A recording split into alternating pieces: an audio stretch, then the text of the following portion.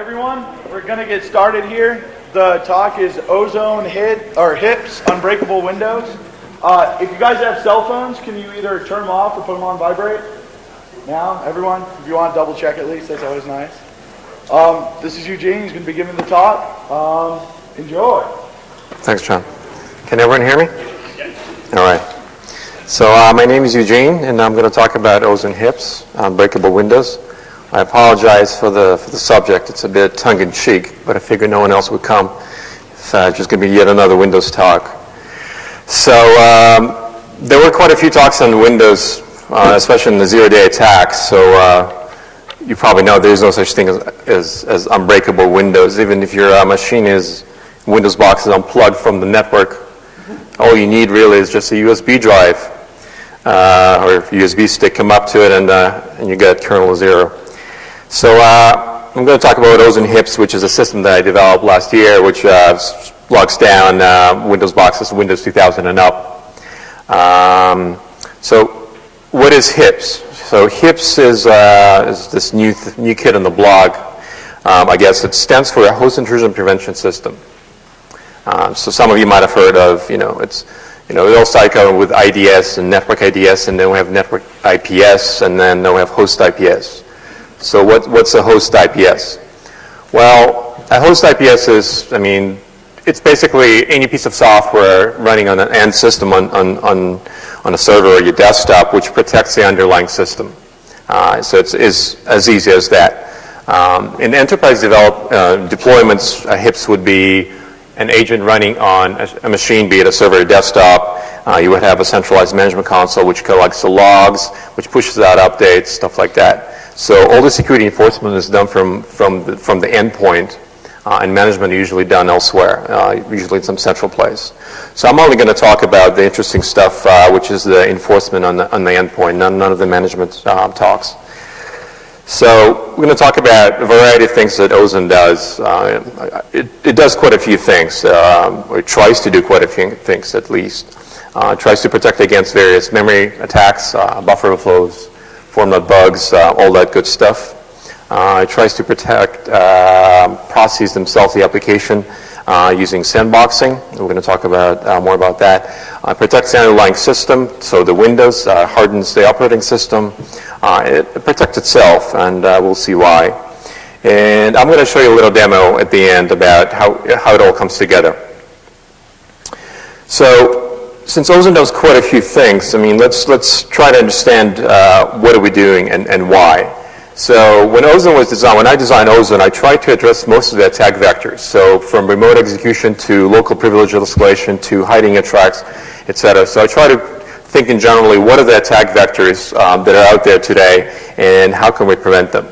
So as probably most of you are familiar with, when an attacker tries to gain access to a remote system, and let's assume a service system in this case, and we're not concerned with emailing some executables to a clueless person. We talk about attacking a remote system. It's usually achieved by means of remote buffer overflow. So you have a system, you analyze what services are running on it, you find an exploit, you write an exploit, whatever, and you own the machine. So it can be a buffer overflow, a format bug, heap, stack overflow, it doesn't really matter. So to address this particular attack vector, we have to protect against a variety of memory attacks. So it will be a buffer overflow protection as well as some of the sandboxing can also help. So once someone owns your machine, or you own someone's machine, you would usually try to hide yourself. So you would clean the logs, you would Trojan the binaries, you would load kernel modules, you would do all kind of nasty things that will allow you to, first of all, to hide yourself, and then give yourself later access without trying to exploit the service again. So to do that, we lock down Windows, we disallow tampering with system resources, we disallow loading of unauthorized code in user land, kernel land, and all that good stuff. So let's start with stage one. Let's start with memory attacks. So the protection layer is responsible for guarding against a variety of attacks, which we classify as memory corruption attacks. And these include, buffer overflows, stack heap, format bugs, overriding function pointers, overriding anything that will essentially give you control in the end.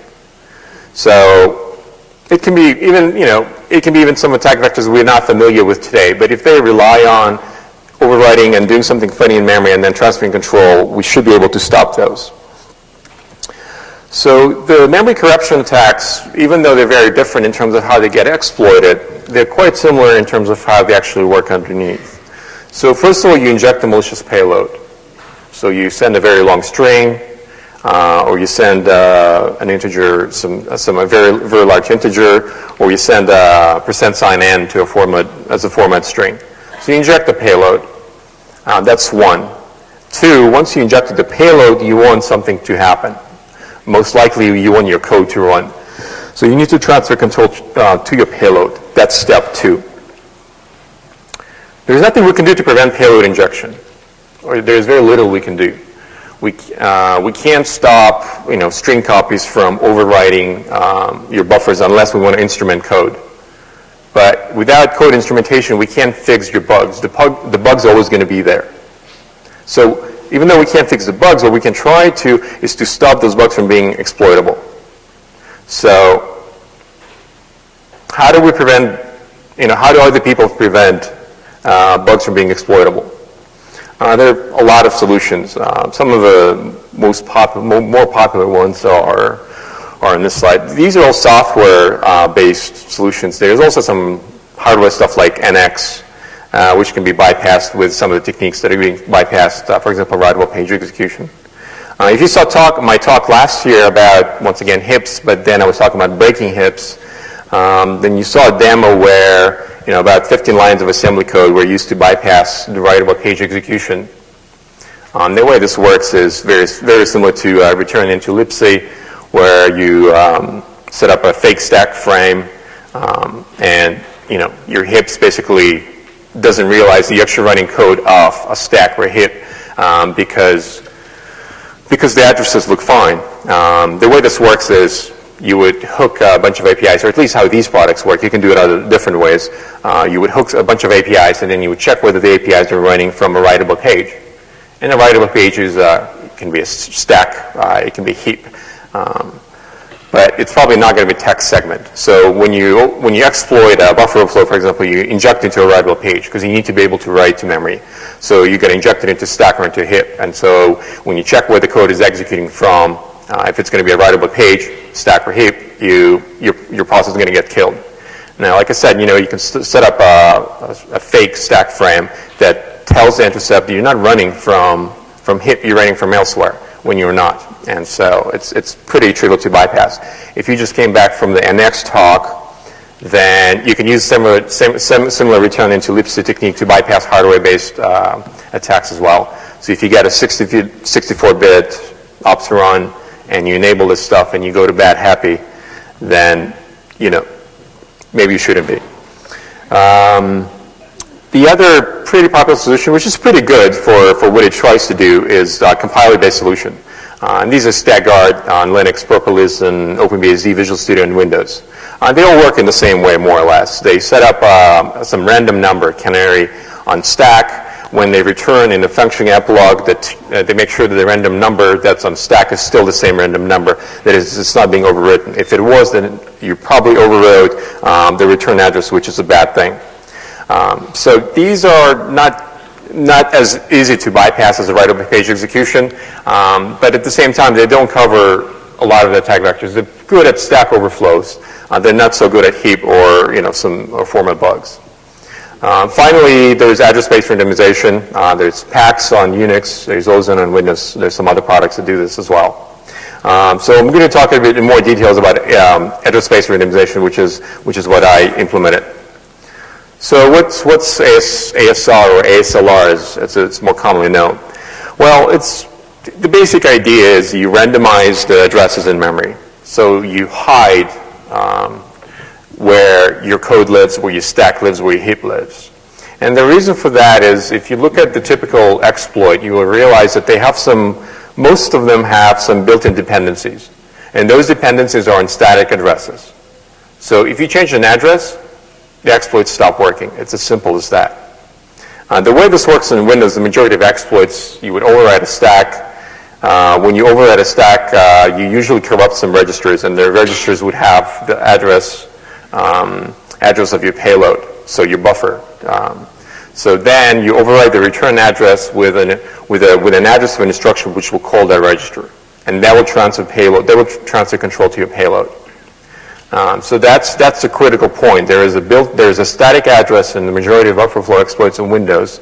So you look at Blaster, you look at Slammer, you look at all the big nasty worms, and there is a single address that's being used in those machines. And the reason why they've been so successful is because the majority of Windows boxes look very similar.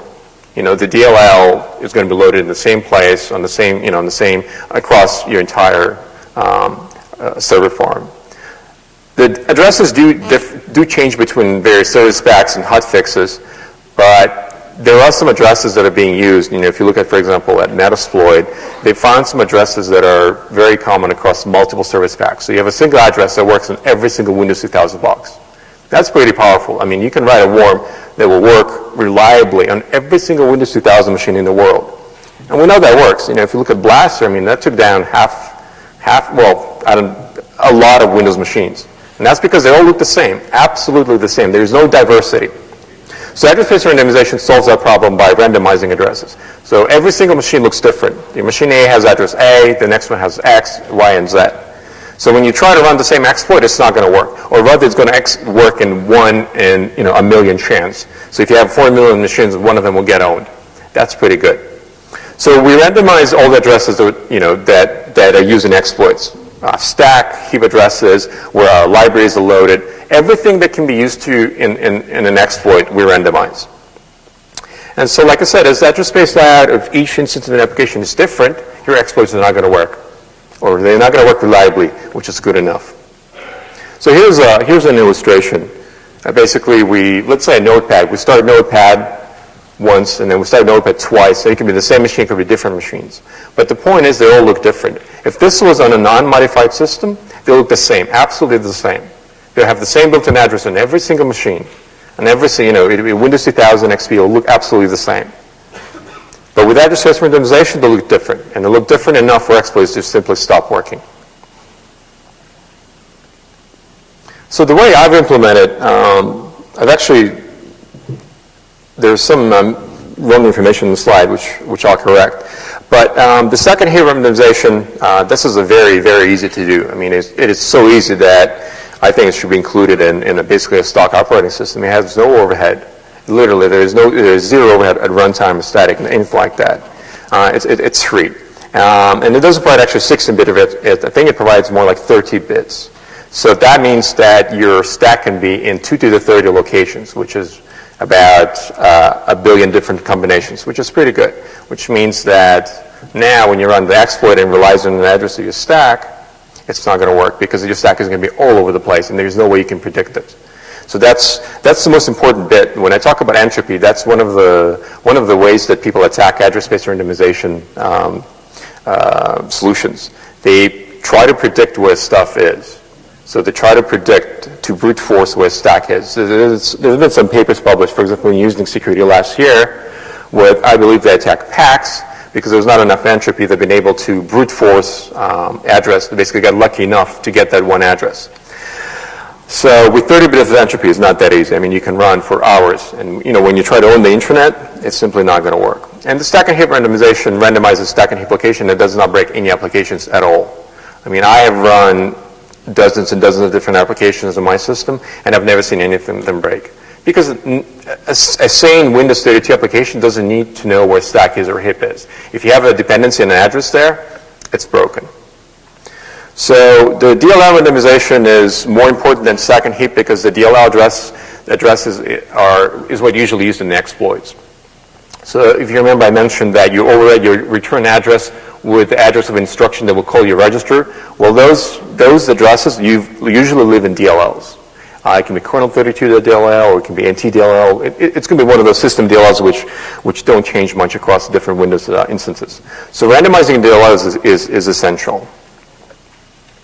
DLL randomization is a little bit more difficult to implement. The way I've done it, it has upfront CPU cost, which is the time to relocate the actual DLL, and there's some memory overhead because your DLLs are loaded in different places. You can't share virtual memory anymore, which is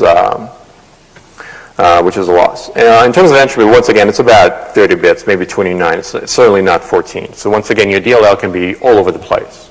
If you're familiar with the process layout on Windows, you get the first 2 gigabytes for userland processing, and the next 2 gigabytes are for kernel.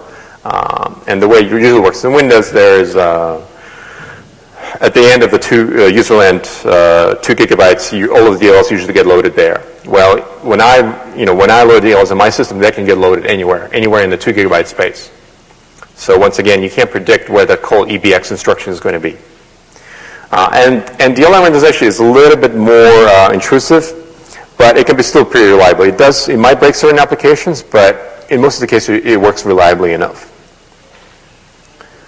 So, what are some of the challenges doing SLR in Windows? Well, there are actually quite a few. I mean, first, of course, the fact that Windows is a closed source operating system. We don't have the source, and we have some documentation about how it works, but I guess Windows, Microsoft prefer for us not to know it. So simply implementing something as intrusive as randomizing the locations of stack and heap and DLLs in Windows is already, difficult enough because you don't know how things work. The only way you'll find out, you can disassemble the loader, you can disassemble the kernel, and that takes quite a bit of time. So I was stupid enough to do that, and I've spent a lot of time on very low-level code, just putting together a number of hacks that work together to provide the type of randomization that we're talking about. So for example, Windows Loader doesn't allow you to randomize kernel 32 DLL. So Windows assumes that your kernel 32 DLL is going to be loaded at the same location for every single application. So when you try to rebase the thing, the loader will come back and say no. And the reason for that is because kernel 32 DLL string is embedded in the actual loader. So it's being treated specially. And the reason for that is pretty technical. Basically, when you call the create process API, it assumes that the process that it just created has the same layout. So it assumes that kernel 32 DLL is going to be loaded in the same place, which of course it's not for our systems. So not only did I have to trick the Windows loader to be able to rebase kernel 32 DLL, I also had to trick the create process API to load your application from the correct place. So there are multiple things that have to be done to be able to carry that out. And TDLL is another special DLL in the sense that it's loaded at boot time. It's loaded before a single user service is created, before most of the drivers are even loaded. And after it's loaded, it's mapped into every single process. And there's no way you can rebase that because it's already preloaded before the Windows even boots up. So runtime and TDLL randomization is a lot harder. If you want to randomize, you have to do it before Windows is even loaded. So you have to do it at boot time. You can, of course, randomize DLLs statically. You can run rebase.exe and randomize DLLs. That will work. But if you want something at runtime, you have to do some tricks.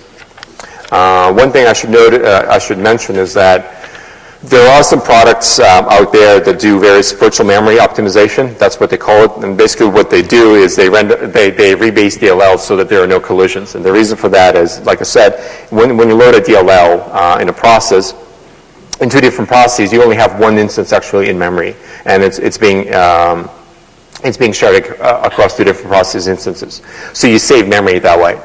So there are products out there who rebase DLLs, but the reason why they rebase them is to get, quote unquote, virtual memory optimization. They don't do it for security. But of course, when you rebase a DLL, you get the same idea. So you can take the products that are out there that do virtual memory optimization, you'll get the same result. You'll get random DLL. So that's one way to do it. We do it at runtime, which is slightly different and a lot more complicated. I'm not sure, which one is better. Not only that, but once again, there are more challenges on the way. So first of all, the Windows 32 compilers do not include relocation information for executables. So the reason why you can load a DLL at a different address is because Windows know where some of your addresses, some of the static addresses live, and so you can repatch them at runtime. The executables don't have this information because when a Windows loader loads an executable, it assumes that the address space is empty, which it is. When the exe is being mapped into the address space, there is nothing else that lives in the address space. So you know that you'll never have a collision. So you can always assume that you can load it there, and so you can drop the relocation information and make your binary smaller. DLLs, on the other hand, you can't make that assumption, even though you do have a base address. Base address is only used as optimization. It's not essential. You can load DLLs at different addresses all the time, but it's going to be slower. So executables, on the other hand, don't have this. So this means the text segments are not randomized, or that they're not being randomized by Ozone today, which is an issue in the sense that if you find a CollabX instruction in your text segment, you can just replace that with, you can just use that as and it'll still work, which is a problem. So what do we do about this? Well, we can try to force compilers to include relocation information, but since we're interested in protecting commercial products to which we don't have source code, that's not an option.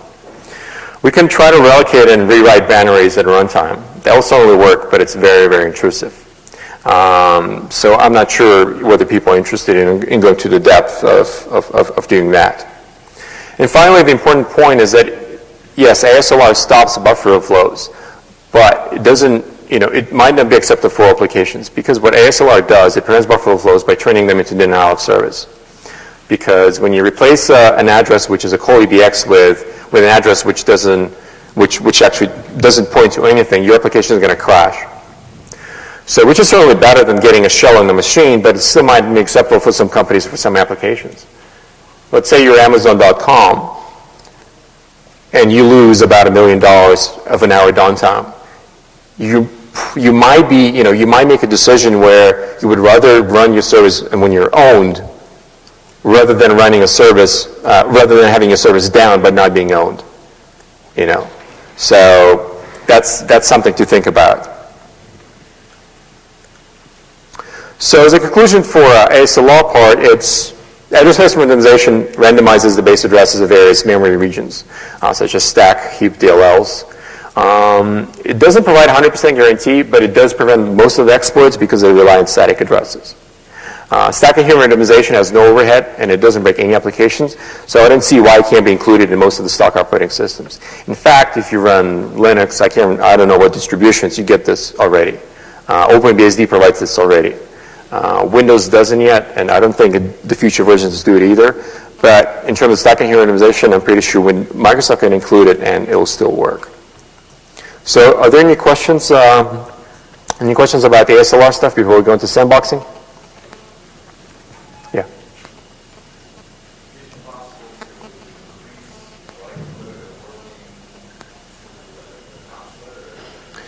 The question is, can't you use a knob sled to increase the chances? The knob sled is used to. I mean, when you have 30 bits of entropy, your knob sled have to be 2 gigabytes for this to work. And of course, your heap is not 2 gigabytes. Your buffers are small, right? So at some point, you're going to run into a region which is, you possibly get killed. So you only have about, 4K of data to play with before you run into memory which is write protected and you get killed. So, since we're talking about 30 bits of entropy, unless you can inject 2 gigabytes of knobs, it's probably not going to work. So we're safe. Yeah.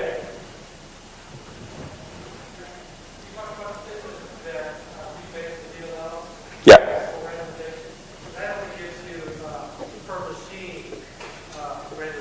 Yeah. True. Well, in most of the way that it does systems memory, yes, when you use systems that do virtual memory optimization, you get them to randomize it per machine, which is good enough because, when we're talking about protecting, let's say, 4 billion machines on the internet, as long as each machine is different, you're fine. If you have some malicious user in your machine, well, you're probably owned anyway, but it's not going to protect you when you're running a local exploit because you can find out what your address space looks like. But since we only care about the fact that we have diversity in our network, that our server farm looks different enough, our 100 servers don't have the same addresses, that's fine. But yeah. I'm sorry, say it again? How do those systems coexist with Windows file protection? They probably disable it. There's no other way because otherwise, of course, well, different systems work differently, right? Some of the systems actually, what they do, one of the systems that I know of, it rebases your DLL and it stores it in an alternative data stream.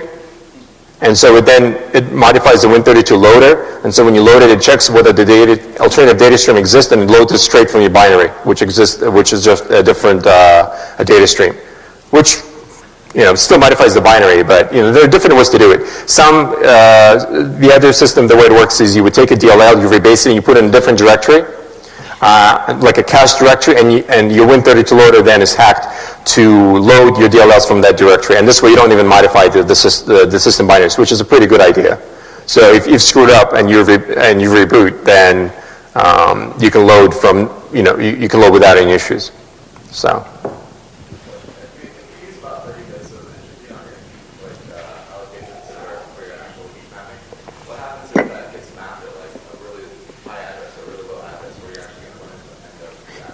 That's a very good point. The question was, well, what happens when you allocate a heap, let's say, a megabyte before you run out of user land? And in this case, you're pretty much guaranteed the application is going to die, because if your heap, let's say, grows to a gigabyte, then you need to make sure that your heap is below 1 gigabyte mark. That's a very good point. So you can obviously control, stack doesn't usually go over 4 megabytes, so you can make sure that stack is can live there, but you can place some artificial binaries in, for example, where heap is loaded. So you can push it down a little bit. So, but yeah, that's a good point.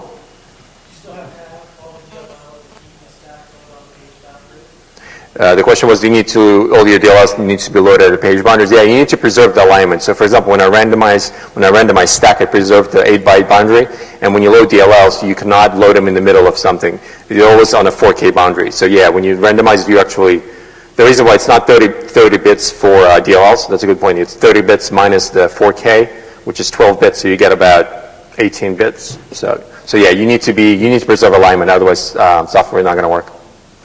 So let's move on to process protection. Okay. Have you quantified the impact of the memory overhead? So the question was about the memory overhead. The memory overhead comes from the fact that when you load a DLL, the text segment is essentially, can be shared across multiple processes, right? So let's say you start on Notepad, and Notepad loads kernel 32 DLL. The kernel 32 DLL is not going to get loaded 10 times. Well, it is going to get loaded, but it's going to get mapped only once. So in memory, you only have one instance of your kernel 32 DLL, even though you have multiple processes running. So because text segment doesn't change in the executable, doesn't change most of the time, you can do that. But when you rebase your DLL, you relocate the stuff. So you have some hard-coded addresses in your DLL, so you need to patch those. So you rewrite the text segment of a DLL. And because you rewrote the text segment to point to one set of addresses, the next process is not going to have the same set of addresses, so it's not shareable anymore. So when you have 10 notepads, you actually have 10 notepads loaded, 10 copies of kernel 32 DLL loaded. So you've just, if kernel 32 DLL is about 1 megabyte, you've just wasted 9 megabytes. Not wasted, but it's an overhead of 9 megabytes. So what you can do, if you have to make sure, if you don't have the overhead, you have to make sure that all of your randomized rebased DLLs still have the same address. So that way you don't get the overhead, the memory overhead, or the CPU overhead. So it's possible to do it without this overhead. It's just a slightly different implementation. So let's talk about the process protection stuff. This is the sandbox, the part. So whilst the ASLR does prevent some of the attacks, we can't rely simply on SLR to stop all the attacks. In addition, there are other types of attacks that cannot be prevented simply by randomizing stuff. So the next layer, which sits on top of memory protection layer, is the process protection. And basically, the process protection is a sandbox which executes all processes in a sandbox. And what's a sandbox? The sandbox is a piece of software which mediates all accesses to system resources. So when your process tries to open a file, before it actually touches the operating system, the sandbox kicks in and verifies that you're allowed to touch the file. So sandbox enforces, my implementation of sandbox enforces all the rules from kernel mode. So it cannot be bypassed. So you can't, bypass the sandbox and hit the operating system directly. You always go through the sandbox first. So the sandbox always gets a chance to deny, access to a file, registry, or whatever. And the sandbox that I implemented mediates access to all system resources, and there are about 20 different types. And by system resources, I mean it can be a file, it can be a registry key, it can be a network connection, it can be a directory, it can be process execution. I'll show you some more examples. But pretty much anything that you can put a name on, you can control from a sandbox. So how's all this stuff defined? Well, there's a policy agent, and the policy agent parses and deals with those sandboxes, which are described by policy files. So a policy file is just a collection of rules specified in a text file. So each application gets a policy, which is just a collection of resources that are listed in that policy. So let me give you some examples of a policy. Well, the first rule, first of all, you can probably read this stuff and understand what it does without even me explaining anything. If you ever work with systrays, you can definitely read this. So this is pretty self-describing. The rule starts with a resource type, so a file, a registry. Then it has some actions. So, for example, you can read a file, you can write a file, you can execute a process, you can create a connection. So you define a resource and you define what are you trying to do with the resource, and then you specify an action. So deny an action, you can deny an action, you can log an action, stuff like that. You can also be a little bit more specific. So instead of just saying deny all driver loads, you can say, be more explicit and say, specify a file name or a driver you're talking about. So for example, the first rule says all file operations on a particular file name should be denied. Okay? So the file name is a special file name, and it identifies a softice in a system. A softice is a kernel debugger in Windows, which I use for kernel code development. Unfortunately, some third-party software doesn't like softice being loaded because you can use softice to disassemble their code and find out how it works. So they check for softice on your system, and the way they check for softice is they check whether the driver for softice exists, which calls SIWVID. So if they can't find the device, they assume that it's not loaded. Okay? So I run iTunes and Skype, which don't like softice, with softice on my system. So when iTunes loaded, my policies say deny access to a softice device. iTunes try to open it, it fails, it assumes it's not there and loads up. So if I want to now disassemble iTunes or Skype, I can do it. So the protection that those systems use are not very good. So you can do. So the next rule, let's move on. Let's look at the next rule. It basically says a registry read. So if you try to read a registry key which ends in secret, then quietly deny this without logging. So a star basically match the entire path. A single star is going to only match something between two slashes. The next rule basically says load all attempts to load a DLL. Pretty self-explanatory. The driver load deny will deny all attempts to load a kernel driver. Process execute rule states that if you try to execute a process which is called OK.exe, then allow it. You usually have to specify the entire path, but this is just an example. So if you're on OK.exe, you're OK. It's allowed to go through. Similarly, if you try to connect a TCP connection to IP address 127.0.0.1, then allow it. So you can do that. Finally, you can say network all ask.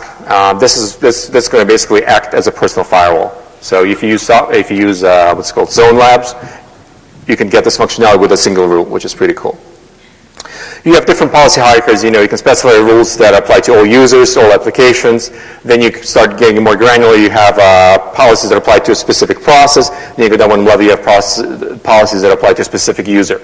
So you can specify multiple levels. There's some rules can override each other, but you can create various policies which interact with each other in different ways. So there are also different policy types, and this is a logical concept. And if you ever worked with firewalls, then they will look very similar. The policy types are deny all and allow all, which is pretty self-explanatory, right? If you have a configured firewall, you say block all connections, but allow the following two to go through. Or you can say allow all connections to go through, except for the known bad IPs. So same thing here. You can say deny all access to a specific resource, except for the known good ones. That's a deny all policy. So if you, for example, know that your Outlook.exe is only supposed to execute a single process, and you say process execute name of that process, then permit, and then say process execute deny. So your Outlook will now be allowed to execute a single application. So if you try to run, Kournikova.exe.vbs, it will fail. On the other hand, if you know that Outlook's supposed to run all these different processes, but it's not supposed to run VBS scripts, or not supposed to run a single executable that you know is bad, you can do that as well. You can say process execute bad.exe deny, everything else goes through. So it's up to you to decide which policy type you can create. So how do you go about creating those policies? Well, there are two different ways of doing it. You can do it manually, or you can do it automatically. So the manual process is, well, you open a notepad and you enter the rules. And it's okay for creating allowable policies because you know what you need to allow access to. So you know that bad.exe shouldn't be allowed to, but everything else is okay. On the other hand, if you try to create a policy for a complicated application, or you simply don't know what application does, then you obviously can't specify all the different resources because you simply don't know what they are.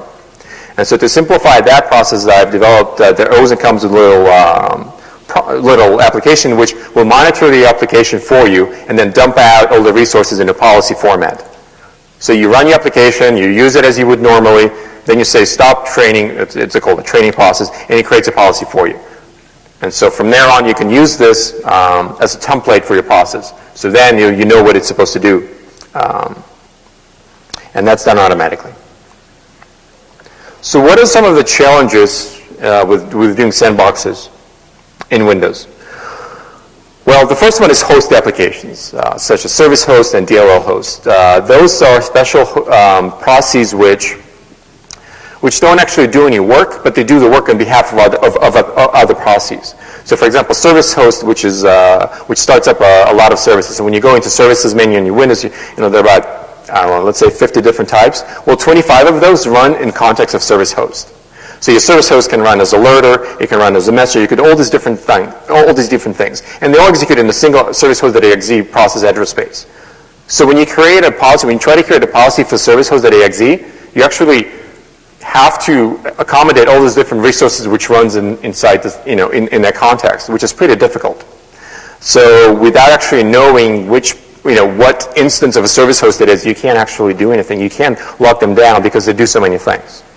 Internet Explorer is very similar. I mean, the policy for Internet Explorer is protection all off. End of story. Internet Explorer can do everything. It can connect to every single website. It can read every single file in your systems. It's integrated so tightly that it's supposed to do everything. When you use Windows Update, it overrides your system binaries.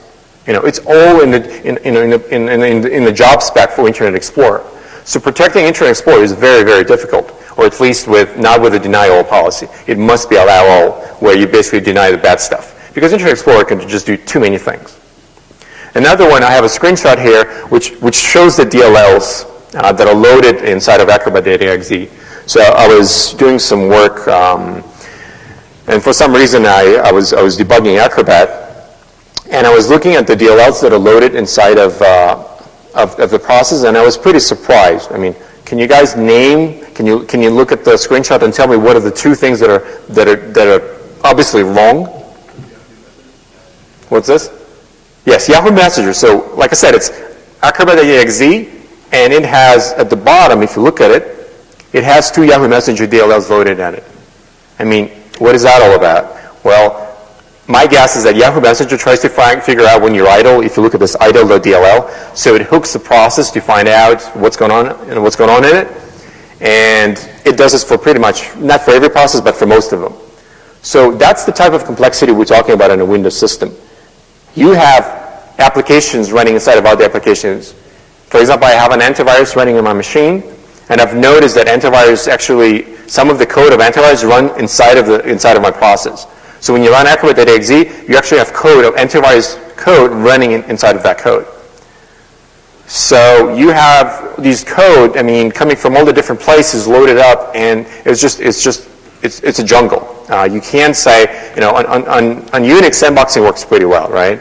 So you set up systrace, you say your Mozilla is allowed to run from user bin Mozilla and allowed to read your home directory, and you run it and it works. On Windows, you do the same thing and you figure out that it doesn't work. And why? Oh, well, Yahoo Messenger failed to load and it screws it up. And then antivirus is trying to open a file and it screws it up. And then something else and then something else. It's just very, very complicated. Another thing to notice on the same slide is the order. Order is basically the number of DLLs. So if you look at the bottom, it's 100. So when you open Acrobat.exe and you open a PDF, you read a PDF, you've just loaded 100 DLLs. Okay? So that's just to read a PDF file. I recently had to develop some code which was reading a CPU counter. I had to find out what was the load on my machine. And I've noticed that whenever I try to read for the first time the counter using the Win32 PDH.dll API, it takes a long time. A long time, I mean 3 seconds. I would run an app, and to get the first reading, it takes 3 seconds. And I thought, well, that's kind of weird. That's pretty slow. What's going on? So I did the same thing. I look at the DLLs, and I've noticed that when I try to read a counter, it loads up about 50 DLL, well, maybe not 50, but about 20 to 30 DLLs just to get a CPU counter. It pulls in the entire .NET framework. It pulls in ASP.NET DLLs. This is to get the CPU counter in your machine, okay?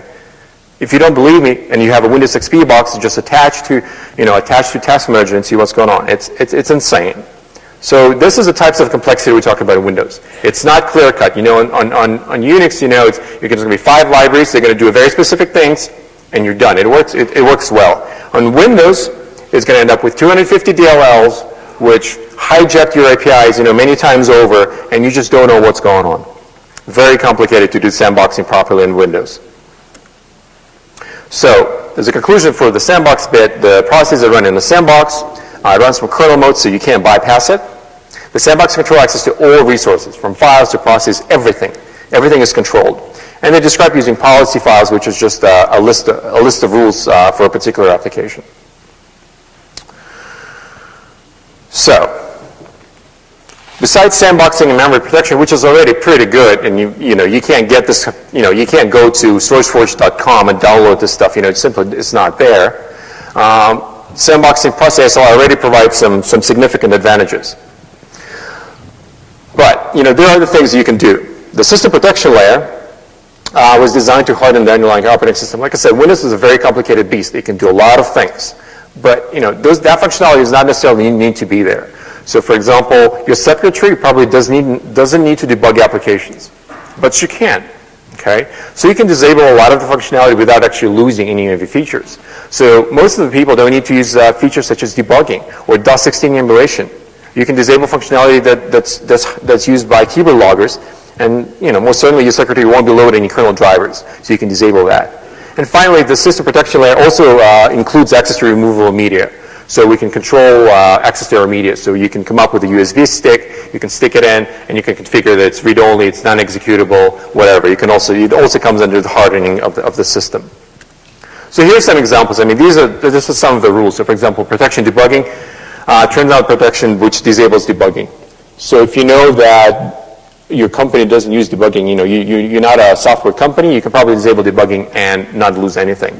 Similarly, why do you need DOS16 emulation on your machine? Unless you use debug.com or edit.exe, which you probably don't, you don't need it. Interestingly enough, if you remember, EI published a local Ring 0 attack last year. This relied on some of the DOS16 emulation, on some of the LTD manipulation. Ozone was already developed by that time. I analyzed all the system calls in Windows, and I figured, well, who's going to be using this DOS16 emulation? It looks way too dodgy. And I was right. Several months later, I read an EI advisory, which is basically a Ring 0 attack. But no one ever uses the DOS16 emulation, so you don't need it. You can disable it. The keyboard stuff will disable keyboard loggers, which use global hooks. You can also do things like you can disable time change, right? So if someone owns you, they can't change the times and logs, and to roll it back and hide themselves, you can do that. The token modifier you can disable. This is basically to prevent attackers from escalating the local privileges. And as I mentioned, you can, for example, make your media so USB sticks read-only. So these are some of the examples of what you can do to lock down the system without actually losing any of the functionality. You will not notice any side effects.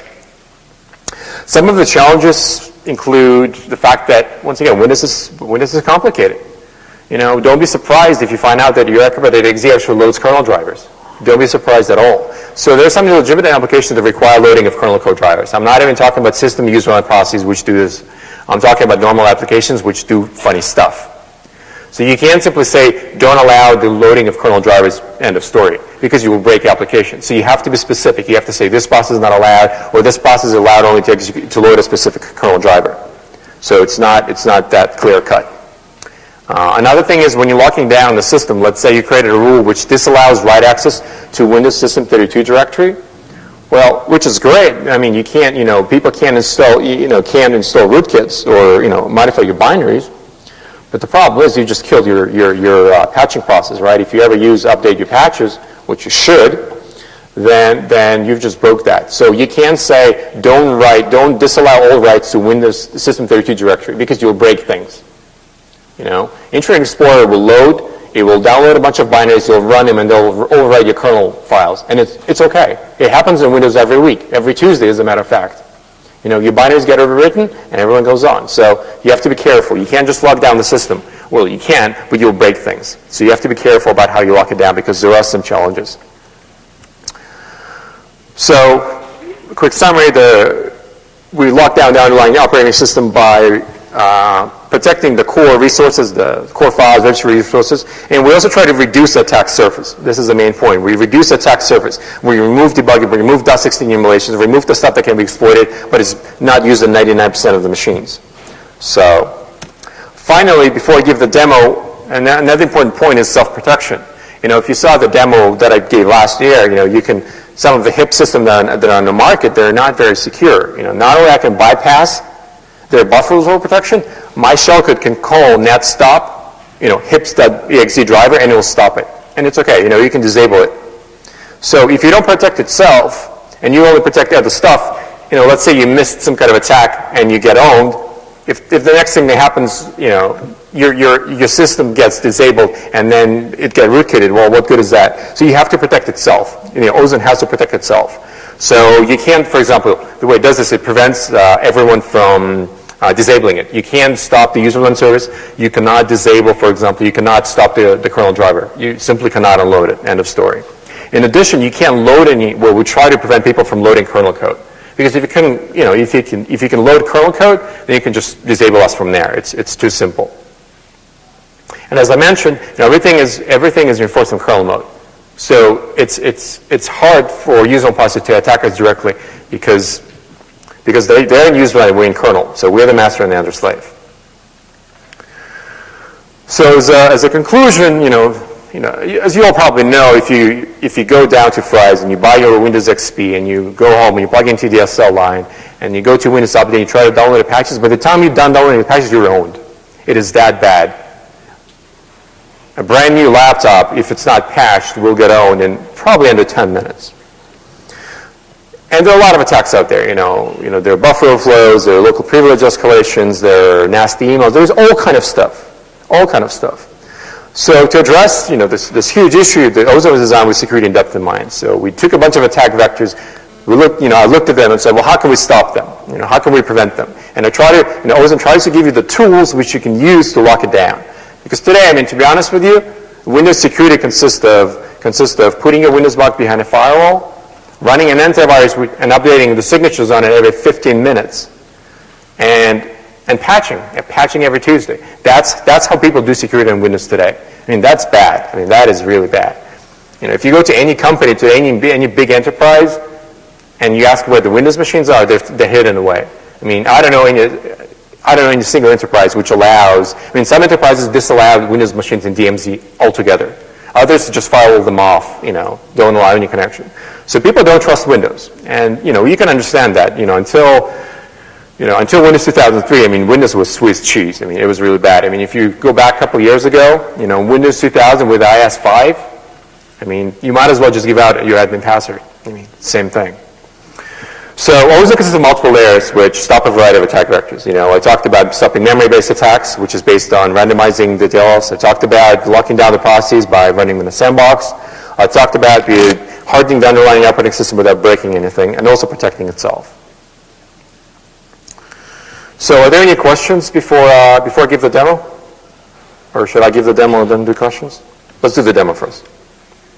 So let me show you. This is not Vapor Dream, honestly. And okay, here we go. So let's start with memory protection, okay? Let's start with memory protection. Let me show you what I'm talking about when I'm talking about randomizing. So I have a little program here which prints out which prints out addresses of a stack, heap, and a DLL. And if you run this program on a normal system, on a Windows system, it'll show you the same addresses. In fact, you can run it on different machines, on a different Windows machine, it'll get the same addresses across the entire enterprise. It is that similar. So let me disable the stack protection for this particular process to show you what I'm talking about. So the program is called stack.exe, and here is all the list of all the policies. And as I mentioned, it's just a text file which you can modify. And so what I'm going to do is I'm going to disable it. So I'm going to say protection is off. So we're not doing anything with this process. I'm going to run it. So it's called stack.exe, and I modified stack.exe policy. So if you can see this, I mean, the main point, you don't need to concentrate on addresses, but the main point is, as I run it, the addresses are the same. It's going to be the same on this machine, and it's probably the same in your machine. Or if it's not the same, it's slightly different. Okay? So this is the same for every single machine on the internet. If I enable protection, that is, I enable the memory protection stuff, and I run it, again, the picture changes considerably. So if you look at the two instances here, once again, the address is not very important, but you've all of a sudden noticed the addresses are all over the place. You know, one instance is in, at 100 megabytes, the other is at 200, the other is at 300. So they're all over the place. So this is what I'm talking about. So if you try to run an exploit, let me show you. I have a little exploit that I wrote. And it's basically all it does, it straight up memcopy, overwrites the return address, which then prints out the message box which is owned. The way this would work, let's see if I have the thing here. The program is called overflow, and if I tell turn all protection off, then you'll see that it's going to get owned. So let's turn off memory protection stuff and run the program. So overflow, you run it, and you get a little message box which says you're owned. And like I said, I override the return address, and the return address points to a function which says you're owned. In a real exploit, this would be pointing back into payload, which does things. Now, if I run it again, it will work again. If I run it again, it will work again. The reason for that is because the addresses don't change. The thing here, if you look at this binary junk, this is a built-in address, and this address doesn't change. It's the same. It'll probably be the same in your system. So if I give you this program and you run it, you will get owned. Or rather, you will see the message that you're owned. Because it's the same. But if I enable the protection, if I say protection overflow is on, the address is not going to be the same anymore. It's going to be very, very different. And if I run it, well, nothing's going to happen. The reason for that is because the program basically goes away. It dies. Because the address that I overrode it with doesn't exist anymore. It just points into void. So Windows simply kills the process. And this is what I'm talking about. You're not owned, but your process probably went away. Most of the service will just restart, which is good, but it's also bad because you can be brute forced. But that's how it is today. So like I said, this is the policy file. You can read it. It's English. Oops. You can probably understand what it says. So let me show you some more specific policies. Let's say command.exe the policy. So let's say you want to say you have a rule that says you can't access a file called 1234. Okay? If I open command and I try to do it, if I try to access the file, which is called 1234, it'll fail. It'll fail again and again. And there's no way I can bypass this because this is running from kernel len. And what you should also note is, I guess this is the important bit, is that I'm running as administrator.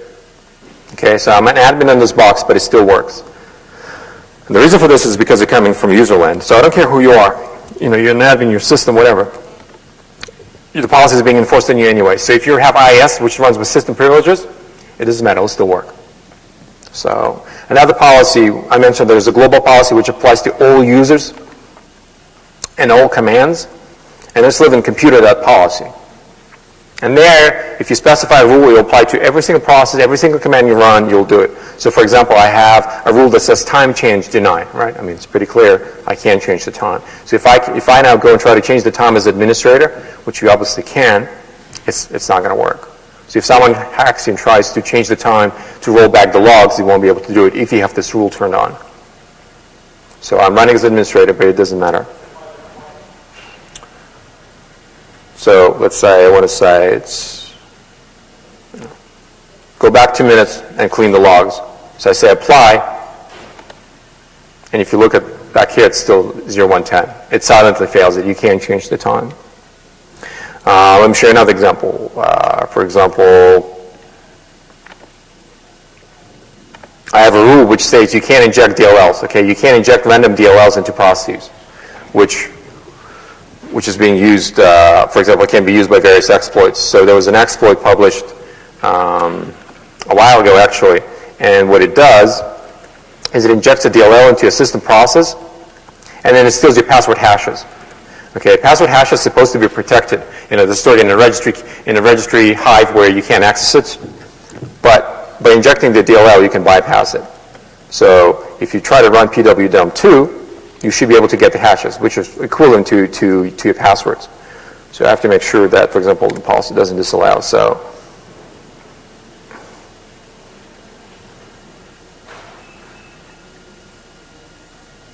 VMware is a bit slow. So if I now run pwdump2,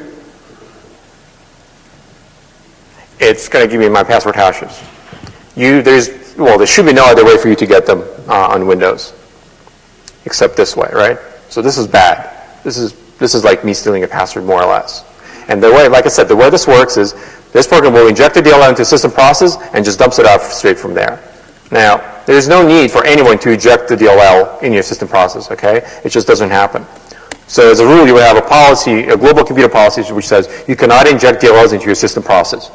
Okay, so when you run the same thing as administrator, you get failed to open LSAS 5. 5 means access denied.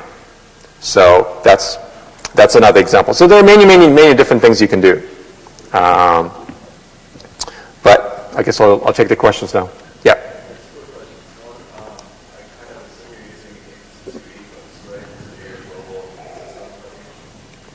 Well, NT only works in Windows 2000 on XP and up at SysCenter. Yeah. So the question is, what type of performance do you have in Sandbox? The question is, the performance hit is quite minimal, right? What basically happens when you try to, let's say you're trying to copy a file somewhere. So what you do is you open the file, you get a handle, and then you copy it over. We only intercept, the only time Ozone interferes is when you open a file. Once you open your file, right, you can copy your megabytes and megabytes of data, and you never touch Ozone code. So you run at full speed. So the only initial performance hit is when you open the file. And that's pretty fast. And to open a file, it's performance overhead of, which it might be high, it might be like double what it would be to open a normal file. But if you look at the actual action of copying a file or reading a file, it's talking about like 2 or 3% of the over the overall life of that object. Right. I mean, FileMon, does it hook registry? System calls, because I thought it used filter drivers. But anyway, it's reasonable.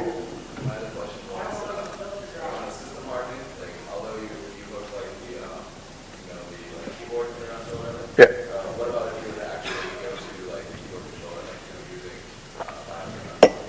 and using? You can't, as a normal user, go straight to the ports because you're not allowed, right? So the direct port access would be disallowed in Ring 3 unless you have some IOPL stuff set up. So I don't protect against direct system port access, but Windows does, because if it didn't, it would be owned. So I actually don't need to do anything extra on that. Windows does good enough of a job for that particular piece. IOPL as a system? Probably. But I guess, well, it depends how you set up. I mean, you can't deny it to system as well. So it varies. Yes? So, like an example, Acrobat is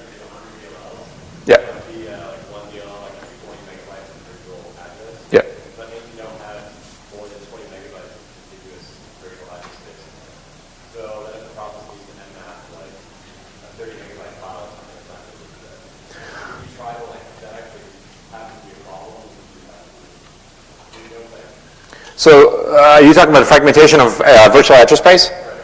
Well, the way I do it is all the initial DLLs are loaded straight up in linear fashion, the same way as Windows does, but at a different base, right? So if all your DLLs used to be loaded at the end of userland, and I randomize you to, let's say, to the first gigabyte, all of your DLLs, instead of getting loaded there, will get loaded at the first gigabyte in a linear fashion, so you don't get fragmentation as bad. Yes. It doesn't have to be that way, but yeah, it's in the same order at this point, so the same way as Windows would do normally. Yes?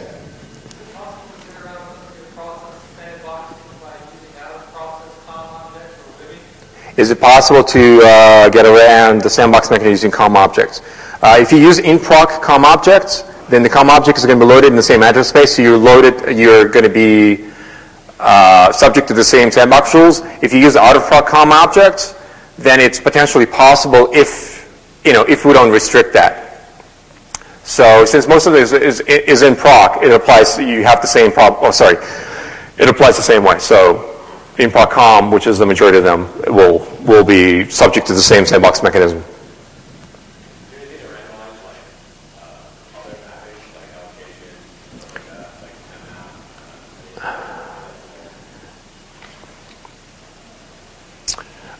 The way the allocations will work when you talk about a public create section is that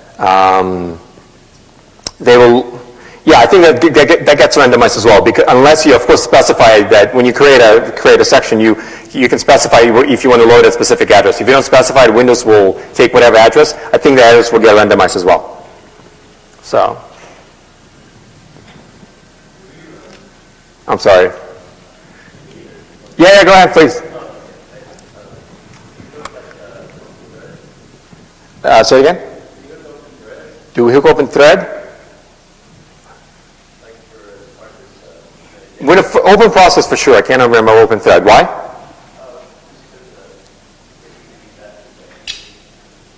Say it again?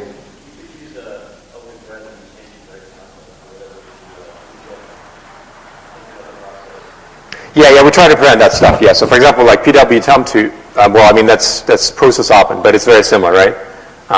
Where you just try to inject stuff into your address space you're not supposed to. So, yeah. Yes? Say it again?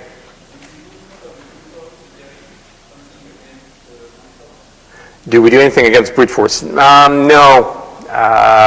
We don't protect against brute force attacks.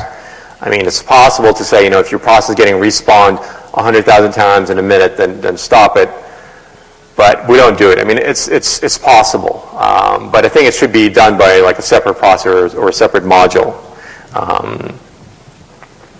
I mean, I'm pretty sure your logs will get filled up pretty quickly as well. So we don't do it. I mean, it's possible. We haven't decided. Okay. Do we have 10 minutes? Okay. So more questions? Yeah.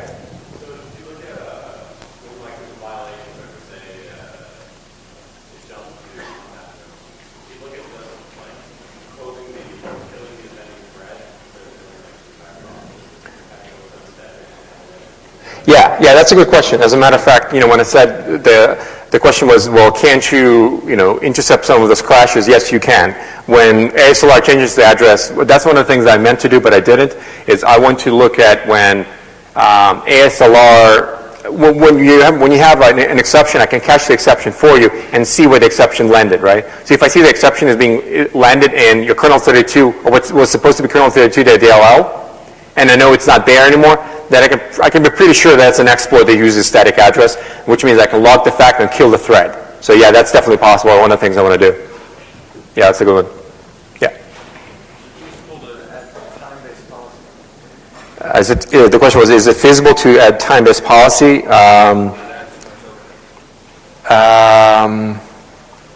Or is it too much overhead?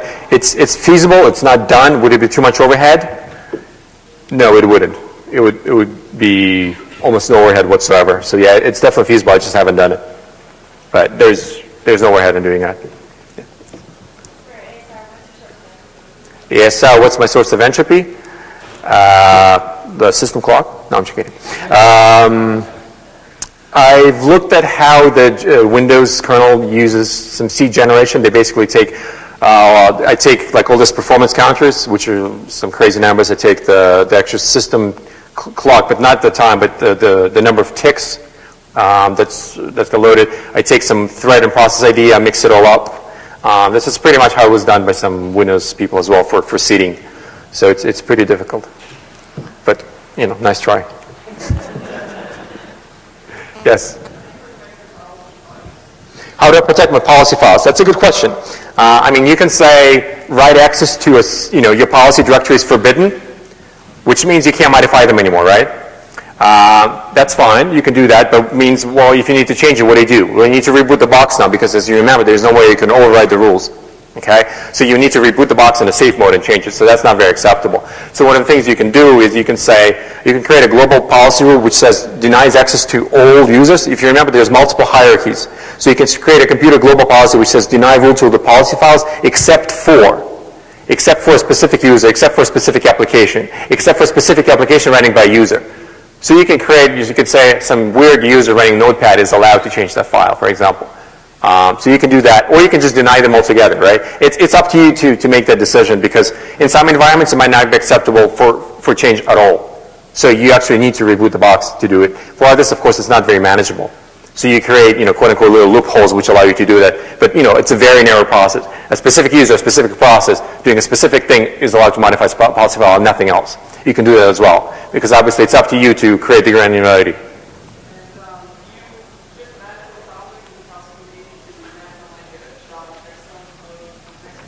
The question was, do I only do the file name? Well, it's the path name versus the hashes.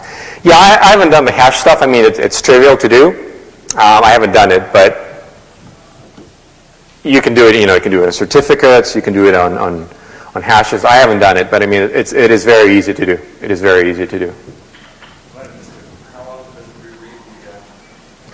How often are the policy files reread? Every time, right now, every time you start a process, it's reread. So if you modify the process, the policy, and you restart the process, it'll automatically pick it up. If you didn't modify it, it will still reload it. I mean, you can add a timestamp. I just haven't done it.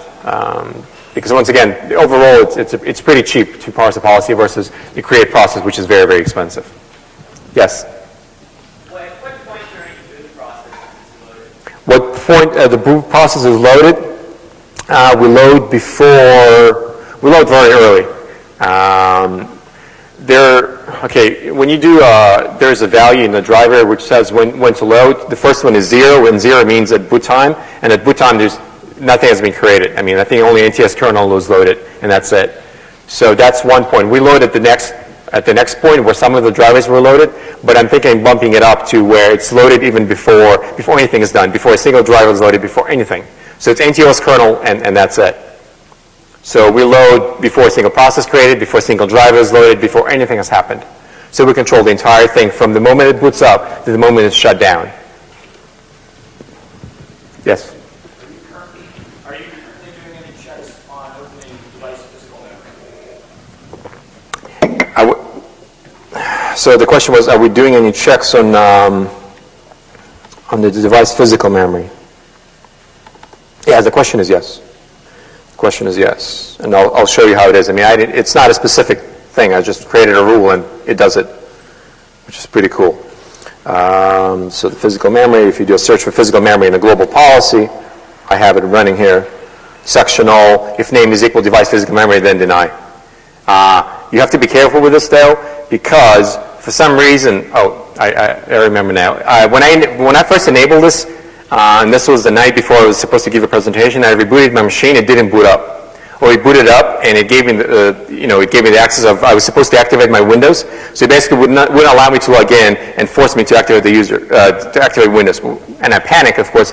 It's midnight. I'm supposed to give the presentation next morning. I was wondering what was going on. The problem is what's going on is that WinLogon on Windows uses device physical memory to do some magic stuff to find out whether it's a legitimate copy. So if you're going to do the rule which says sectional name equal physical device memory, you have to be careful to make sure WinLogon still have access to physical memory, because otherwise you're hosed. So just be careful. Yeah.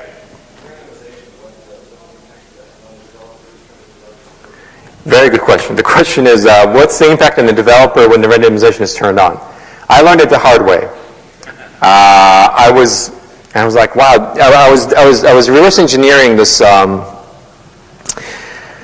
legal before I started. I was reverse engineering this protection scheme which was used by some program, and I've noticed it was loading DLLs at random addresses, and it was really difficult because I had to, I was attaching it with soft dice, and all the addresses were all over the place, and I'm like, my God, they make it really hard because I had to calculate the offset, calculate all the runtime. I was like, this is a really, this is a bitch. And these guys are good. And then I'm like, hold on a second. I forgot to turn off my randomization rules, which made reverse engineering very, very difficult.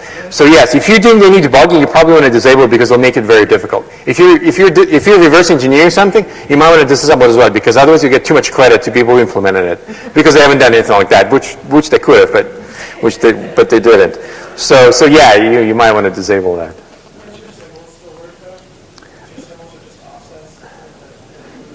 Do you think the the protection vendor shipped their product with symbols? They weren't that bad, Yeah, when you debug your own code, yeah, it's symbols. Yeah, it makes no difference because it does it at runtime, so you can load it at any time. But sometimes it can screw with you, I suppose. Yes. Yeah, the question is, can we do resolve kernel links? Yeah, that's very important because obviously you can do lots of different stuff. There are no symbolic links as such in Windows. Well, there are, but people don't know about them.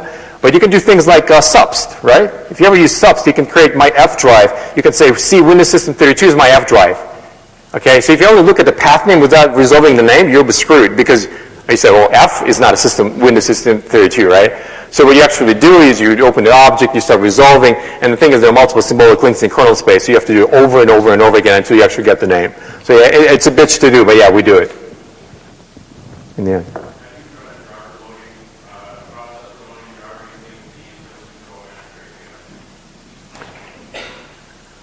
Say it again?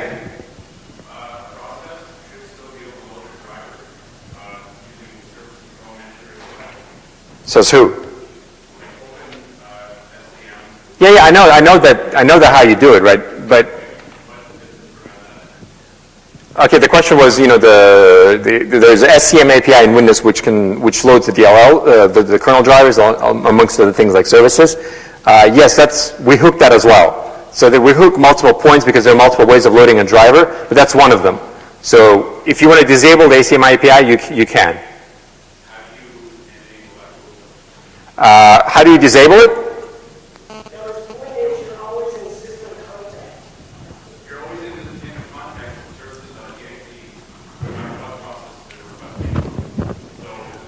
The SCM, when you load, it's the service.exe actually doesn't load kernel drivers. Or rather, when you do the SCM,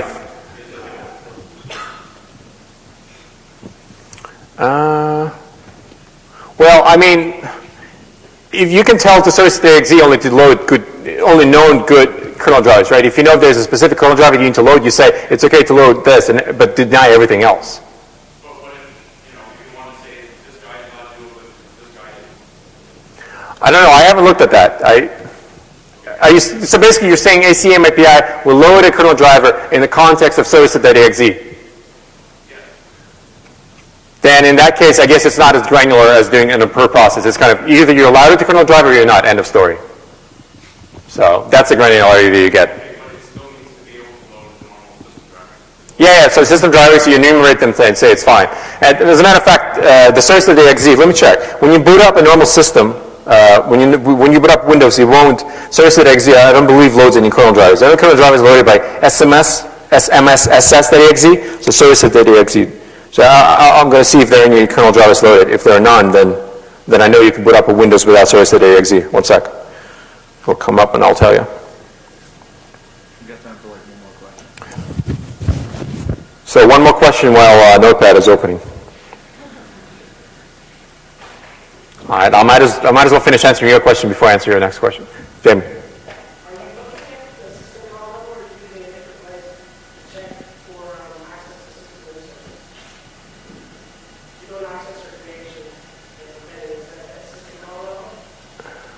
It's at system call level. But can you repeat your question? I'm not sure I got all of it.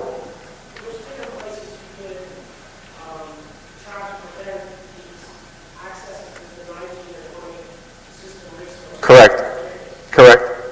Yeah, I mean, we hook at multiple places, right? You can't hook network stuff in Windows. That's another thing. You can't hook network stack in Windows using system calls. There are no system calls. So there is no connect system call. Okay, the network architecture is completely different. So there are multiple things. There are multiple places where we hook. But for resources like files, it is at system call level. So to answer your question about the kernel drivers, if you look at the policy, service.exe does not load any kernel drivers in a normal boot up. You would say, no, it's not. You would say driver load, name equal, driver.blah.sys, then permit. The rest, driver load, deny. That's it. You're done. Does that answer your question? Okay. Well, come talk to me after. All right, last question.